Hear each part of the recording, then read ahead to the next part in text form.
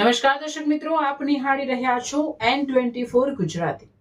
તો નજર કરીશું આજના મહત્વના સમાચાર પર।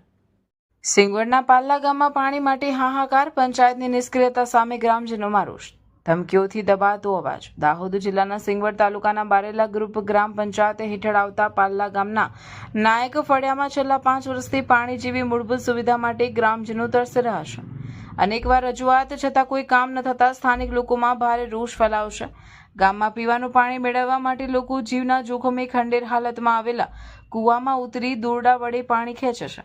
કૂવા પાસે કોઈ સુરક્ષા વ્યવસ્થા કે ચણતર ન હોવાથી કોઈ મોટી દુર્ઘટના બને તો તેની સંપૂર્ણ જવાબદારી કોની રહેશે તેવો સવાલ ઉઠી રહ્યો છે।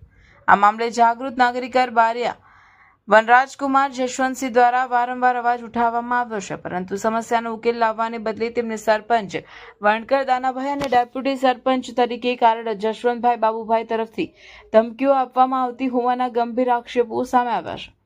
વધુમાં ડેપ્યુટી સરપંચનું કામ અન્ય વ્યક્તિ દ્વારા સંભાળવામાં આવતું હોવાની ફરિયાદ પણ ઉઠી છે, જે પ્રશાસનિક વ્યવસ્થાની નિષ્ફળતા દર્શાવે છે। ગ્રામજનો દ્વારા તલાટી અને પંચાયત તંત્રને અનેક રજૂઆતો કરવામાં આવી છે, છતાં ઉપરથી ગ્રાન્ટ આવશે ત્યારે કામ કરીશું જેવા ખાલી આશ્વાસનો સિવાય કોઈ ચોક્કસ કામગીરી થઈ નથી।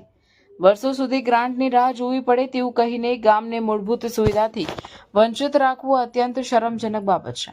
હવે પ્રશ્ન એ છે કે શું કોઈ મોટી દુર્ઘટના બન્યા પછી જ તંત્ર જાગશે? શું ગ્રામજનોના જીવની કોઈ કિંમત નથી?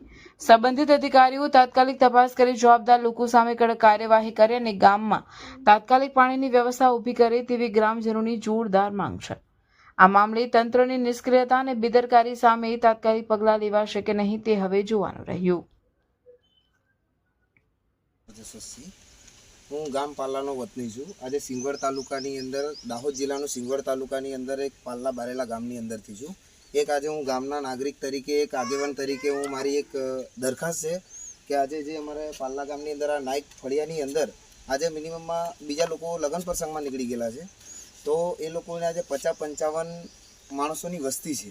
તો આજે લગભગ 2 વર્ષથી મારી નજરમાં એવું દેખાય છે કે એ લોકોને પાણીની તંગી છે, પીવાના પાણીની તંગી છે। બીજું વસ્તુ છે કે એ લોકોને આવવા માટે રસ્તાની બી તંગી છે। તો એ લોકોને મારાથી જોઈ શકાતું નથી, એટલે હું ગામના નાગરિક તરીકે, આગેવાન તરીકે મારી એક દરખાસ્ત આ બેન જોડે હું માગું છું। બેન, તમને શાની તકલીફ છે? અમારે પાણીની તકલીફ છે નથી, બરોબર, પણ સરપંચ સાહેબ અમારી સામું જોતા નથી, એટલે અમારે એટલી વિનંતી કરવી છે કે અમારે જાણ કરવાનું કે જશવંત ભાભોને સાહેબો બધા અમે નામ નથી જાણતા, પણ અમારે આવી અમને જાણ કરીને અમને પાણીની સુવિધા કરી આલો। બરાબર, અને અમારા માણસો બહાર થાંભલા ઊભા કામમાં નાઈ જાય, બૈરા રે દિનેશભાઈના કુવામાં અમે પાણી મય ઉતરીને પાણી ભરવા જઈએ, કદાચ અમે મય પડી જઈએ તો અમે મરી જાય, અમારી જવાબદારી કોઈ રાખશે? ના, સાચી વાત છે બેન। એવું અમે કહેવા માંગીએ। અમારું બી એવું કેવું કે પાણીની સુવિધા કરાવો, અમારે એક બીજે કુએ જવાનું થાય ને ત્યાં પેઢીથી દિનેશભાઈના કુવાથી પાણી પીએ। બરોબર, એટલે તમારે કહેવાનો મતલબ એવું છે કે મારે પાણીનું સુખ જોઈએ, મારે રસ્તાનું સુખ જોઈએ। બરોબર, આમ ડિલિવરી બૈરી હોય ને એને અમે પેટમાં વીતતું હોય તો અમે લાડીને લઈ જઈએ ડુંગરાની ભેતે, ત્યાં ગાડી ઊભી રહે અને અહીંથી વિતાવો ચાલે ને બૈરું હાલે, એ કેવી રીતે લઈને જવાનું? બરોબર, તો આજે લગભગ ગાડી નથી આવતી। મારું એટલું કેવું છે કે આજે મારા પાલ્લા ગામની અંદર, સિંગવડ તાલુકામાં દાહોદ જિલ્લાનું એક પાલ્લા બારેલા ગામ છે, તો મારી નમ્ર વિનંતી છે કે આજે નાયક ફળિયાની અંદર આટલી કષ્ટી પડી રહી છે તો અમને જોઈ શકાતું નથી, તો આપ સરકારશ્રીને, મોદી સાહેબને અને મારા જે તરીકે હું દરખાસ્ત આપું છું અને આ લોકોની બાહેદરકારી હું લેવા માગું છું।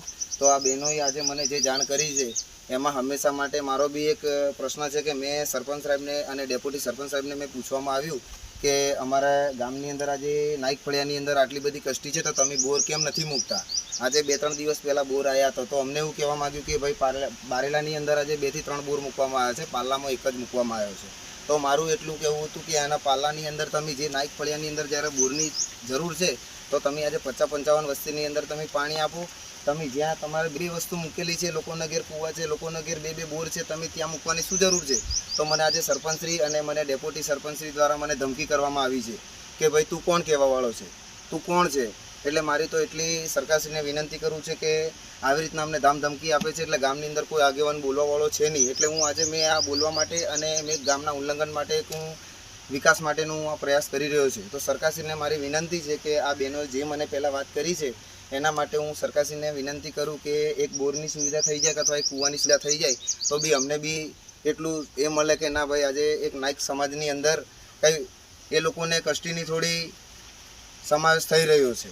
આટલું મારી બાહેદરકારી આપું છું. આજે એ લોકોના ઘરેથી મિનિમમમાં જોવે તો થાંભલાની અંદર સેન્ટિંગની અંદર લોકો બહાર મજૂરીએ જાય છે, દાઢી કરવાવાળા માણસો છે. તો અમારી એટલી વિનંતી છે કે એ લોકોને પાણીની સુવિધા થઈ જવી જોઈએ. બીજી વસ્તુ પાણી જો બોર ના થાય તો પછી કૂવાની સુવિધા થઈ જવી જોઈએ. એટલે સરપંચશ્રીને અને ડેપ્યુટી સરપંચશ્રીને અને તલાટી સાહેબને બી મેં વિનંતી કરવામાં આવું છું, પણ એ અમારી કોઈ બાહેદરકારી હાથમાં લેતા નથી, અમને ધમકી આપે છે. બેન સાચી વાત છે ને? હા, સાચી વાત છે. હા ધમકી આપે છે, સાચી વાત છે. બરોબર.